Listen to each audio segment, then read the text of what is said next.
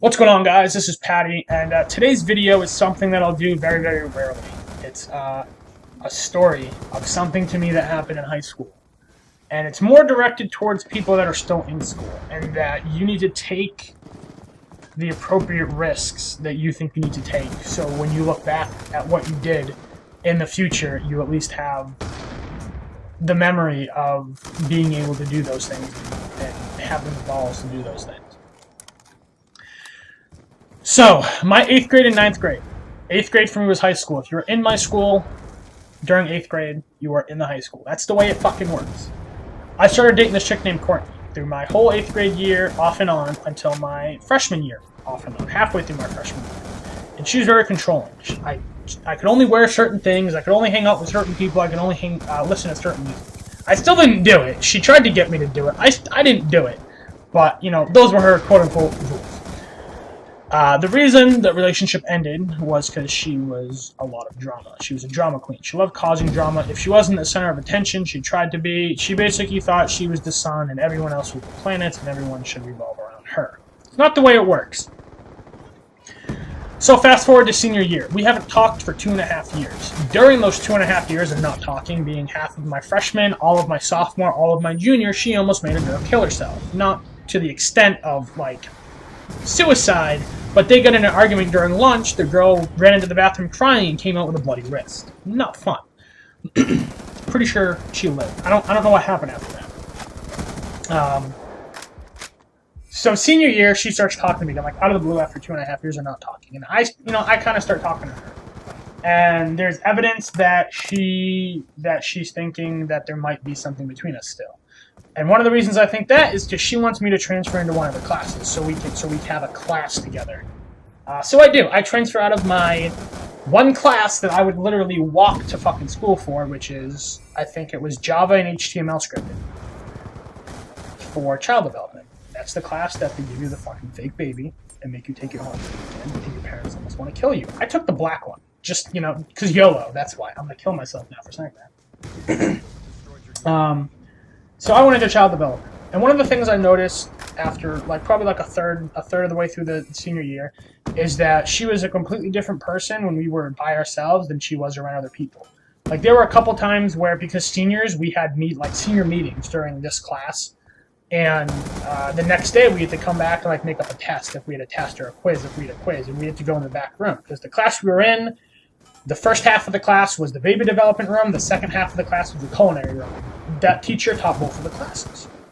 So we would be in the back room taking the test, and we would just be having a normal friendly conversation. And we could talk to each other normally.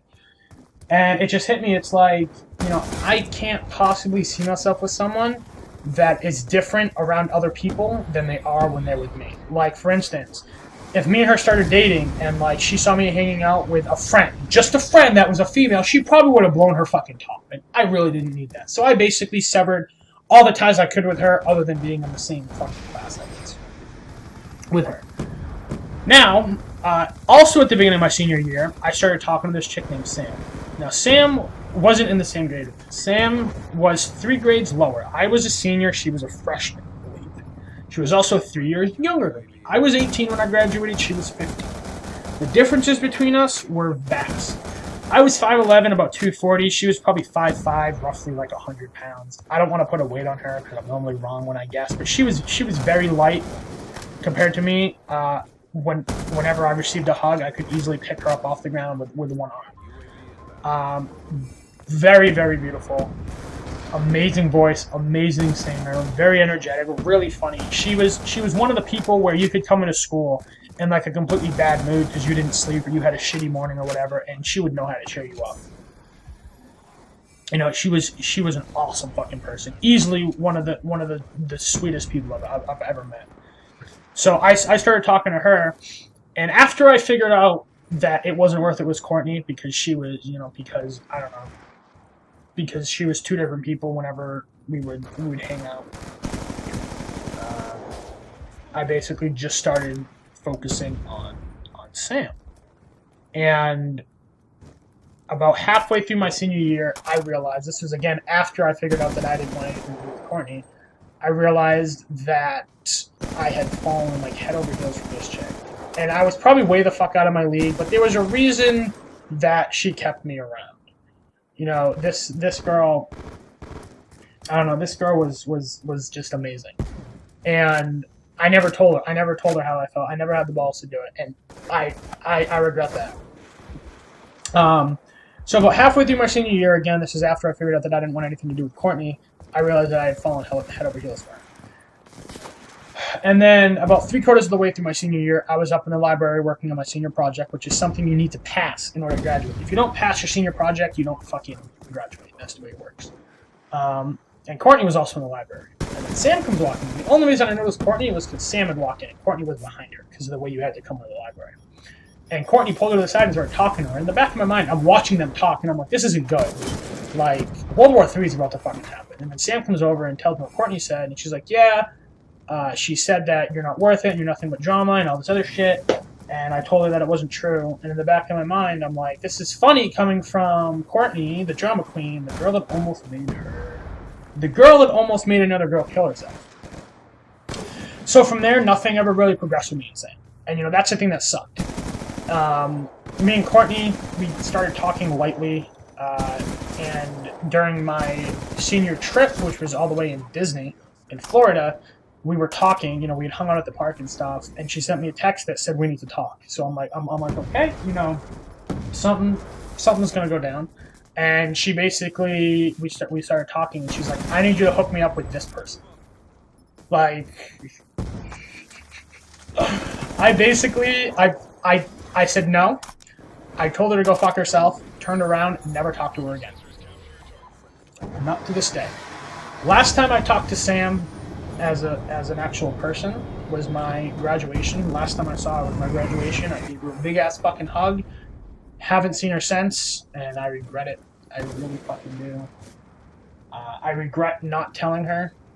I regret not having the balls to tell her. But, you know, I also wonder what could have happened if Courtney hadn't intervened. And, you know, that's something that's always going to eat at me. The fact that I never told her how I felt, despite having all the chances to, kind of think she knew. I don't know. I don't know if I made it obvious or not. I was very naive when I was in school. But when I told this story to my buddy the other day, I hit her up on Facebook, and I told her that, you know, thanks for making my senior year as good as it was. If it wasn't for you, it probably would have been a hell of a lot worse. And that I was glad to see that she was still pursuing her dream, which was singing. Didn't tell her how I felt, because after 3 years, you know, I don't see a point in it. You know, I would have loved to actually, you know, still hung out with her after high school. I lost touch with a lot of my friends from high school. But the whole moral here is, for you guys still in school, and I'm not counting college, because by the time you get to college, you realize all this shit. But for those of you still in school, if there's somebody that you like and they don't know it, don't just not tell them. Don't just go through your whole high school or middle school and high school or whatever with the thought in the back of your mind that's like, you know, I don't have the courage to tell her. Man up, do the thing I couldn't do. Man up, grow a pair, tell her. 30 years from now, from that day, when you look back on it, regardless of what she says, you can at least say that you had the balls to ask her. There's no what ifs. You know, there's no what if I asked her. There's the what if she said yes, or what if she said no, but there's no what if I asked her. You know, and that's the one thing I regret, probably. High school is never telling that one person what, you know, how I felt, what they meant to me. And I'm probably going to regret it for the rest of my life. Oh well, that's my fault.